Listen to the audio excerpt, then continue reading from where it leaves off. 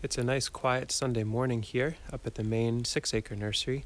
Just got here a little ways ago, just a little bit before 9 a.m. on Sunday, and it is snowing. It's definitely wintry, but have the day kind of caught up. We finalized all of our shipping, and now there's time to actually do some work around catching up in our landscape.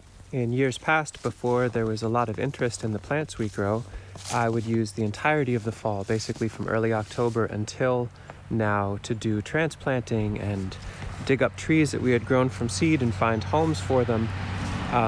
So over the years, I've learned that as long as the ground is thawed, it's still a reasonable window to transplant. So for example, I look in front of me here is a bed of, these are American persimmons that were left for 2 years in the ground. There's probably about 15 or so in this bed. Really nice third-year plants. Even though there's snow on the ground and it's definitely gone down into the 20s overnight, the ground is completely thawed. So I'm going to put on some thick insulated gloves and get my nursery spade out and start digging up some of these persimmons and elderberries and autumn olives and currants and all sorts of beautiful plants and move them around this landscape, celebrate the late fall, early winter.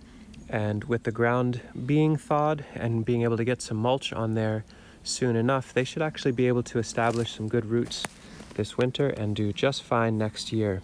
So the planting season can extend almost as long as you're willing to do it, so long as the ground is not a solid block of ice. If I'm handling an all-metal shovel, gloves like these make a lot of sense. Normally I have pretty good tolerance for the cold, but if it's a long day of holding metal in this sort of weather, it can be pretty rough. So a good pair of insulated waterproof gloves are quite happy for me.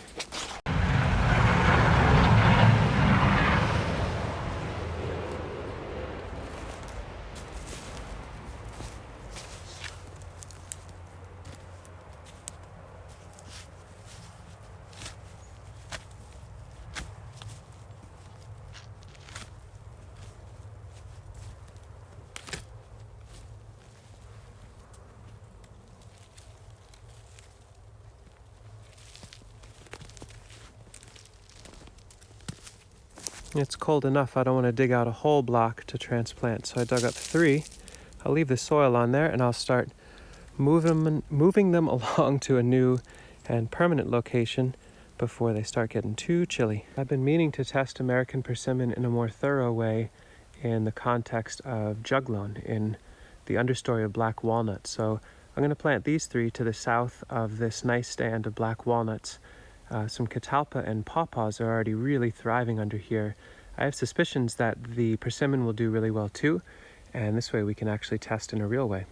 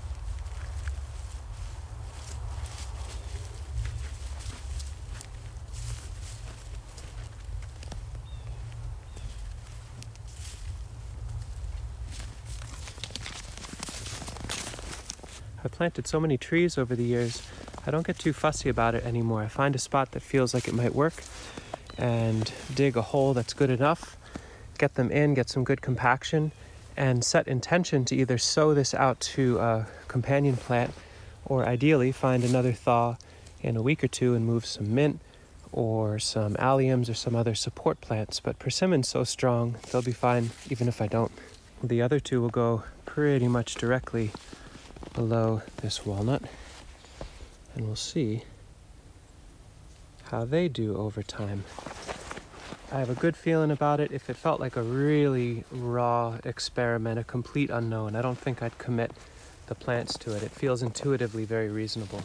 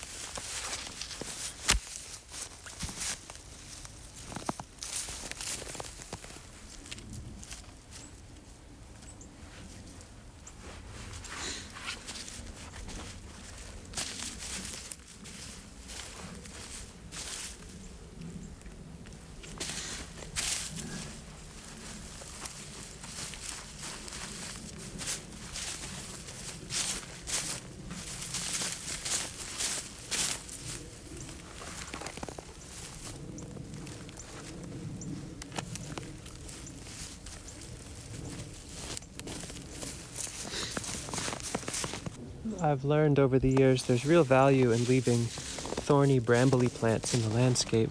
It's like here's an example of a black-cap raspberry that has been growing here, and if I can find an appropriate spot to add a tree into the middle of that, so here I just pop this persimmon in right in the middle of the arch of this black-cap that's rooting out here. That is a little mini fence without having to put up a fence, and I get blackcaps or blackberries or gooseberries while the persimmon gets established. A few feet over, this one's fully exposed, but I see so little browse on persimmon from deer in the most part. I think they've got so much tannin that they're left alone, at least in this landscape. But we'll see. It's part of the beauty of saving thousands of seeds each year while eating fruit. Growing them out, selling some, trading some, and having this overabundance is I can plant them like a wild person, like a wild being, and not get stressed out about it. I just planted 2 chestnut trees in here. Can you see them? Exactly, that's the point. Hopefully you cannot. If I get a glimpse, you get the idea of the pattern. You can see the soil disturbance. There's one here, and there's one here. Rather than putting up fencing, because I know for sure deer will definitely go after them, I tucked in these little chestnut friends. In fact, you can see there's the stem of that one with the leaves still attached, and then pruned back some bamboo, which is really spiky. The deer will eat the leaves off the bamboo, but they won't eat the main stems, which are really too spiky for them, and the chestnut will be hidden for the winter. And they're both planted next to more black-cap raspberries, so as they grow next year, I'll weave that over this chestnut tucked in amongst all the bamboo. That'll also shelter them a bit. As we do some pruning this fall, or branches fall from the larch trees, I'll probably lay those up and over this whole thing and make a cocoon of dead branches to protect them. And these chestnuts are just upwind of this much larger chestnut planted back in 2010 in the same style. Never got a fence, was exposed to deer browse, but had black-cap raspberries growing around them and sticks, and they were able to get through that. And so those 2 little chestnuts will hopefully help pollinate this big friend in the next 2 years. I'm reminded fairly often as I work in this landscape that it's not just about our needs, it's about the animals who live in the space and have just as much right to be here. You can see the sleeping, restful shadow of 1, 2, 3 deer. That was from last night. Sleeping, they often sleep underneath these beautiful white pine trees and take a short commute to persimmon trees that we planted in a similar fashion to the ones at the beginning of the video back in 2009. I imagine last night before they bedded down, or maybe this morning before the snow came down, they walked the 20 some odd yards to this grove of persimmons, haphazardly and quote-unquote thoughtlessly, or just intuitively or non-worriedly planted 12 years ago. And they had a nice breakfast for themselves, and I will do the same. Take a little break from planting for our common needs and nourish with a tangerine caramel. Thank you, trees, and thank you, deer.